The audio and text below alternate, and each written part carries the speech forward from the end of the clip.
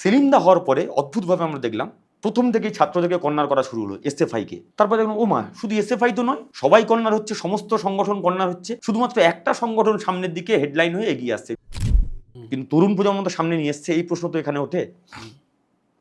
যখন সূর্যকান্ত মিশ্র সিপিআইএম এর রাজ্য সম্পাদক হলেন প্রথম, সূর্যদা প্রথম এই আমাদের মতো তরুণ প্রজন্মের যারা এক ঝাঁক তরুণ প্রজন্ম, সৃজন প্রতিকূল হতে পারে, দীপশিতা হতে পারে, কলতন দাশগুপ্ত হতে পারে, ইব্রাহিম আলী হতে পারে, সবুজ দাস, সাদ্দাম আলী, চণ্ডীচরণ লেটির কথা মনে আছে আপনার?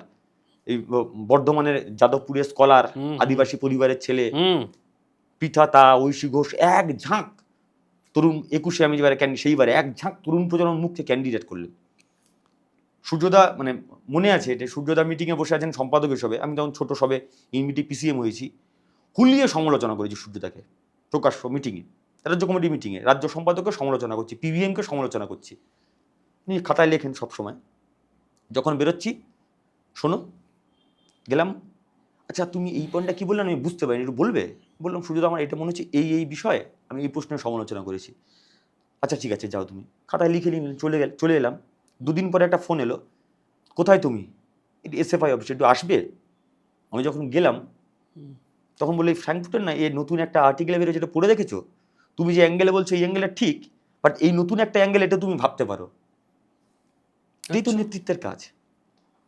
যখন নির্বাচন হচ্ছে, সূর্যদা তখন রাজ্য সম্পাদক, সূর্যদা কোন সিটে দাঁড়াতে গেলেন? নারায়ণগঞ্জ, সবচেয়ে টাফেস্ট সিট।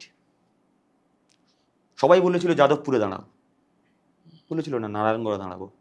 তো সূর্যদা তো পারতেন সেফ সিট নিয়ে বসে যেতে, করেছেন কোনোদিন? সূর্যদা যে তরুণ প্রজন্মকে গুটিয়ে আনলেন, তুলে নিয়ে আসলেন, সেলিমদা হলেন। আমরা বললাম ভালো। তখন অনেক লোকের সমালোচনা, সূর্যকান্ত মিশ্র তো কথা বলতে পারে না ঠিকঠাক, তাহলে একজন যে ভালো কথা বলতে পারে এরকম কাউকে দরকার আছে পার্টির মধ্যে, অর্গানাইজেশনের কোনো গুরুত্ব নেই। ঠিক আছে, তাই হলো, সেলিমদা হলেন।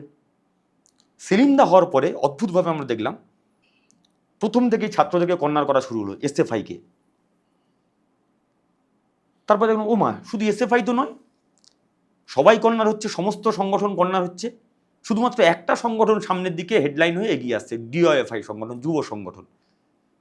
পরে কয়েক বছর পরে আমরা বুঝতে পারলাম আসলে সেলিমদা যেটা করেছেন, ওই যে এক ঝাঁক তরুণ প্রজন্মকে নিয়ে আসা হয়েছে, ওদের মধ্যে থেকে ছাঁকনি করে কয়েকজনকে তুলে নিলেন, তাদেরকে একটা ফ্রেমে রাখলেন,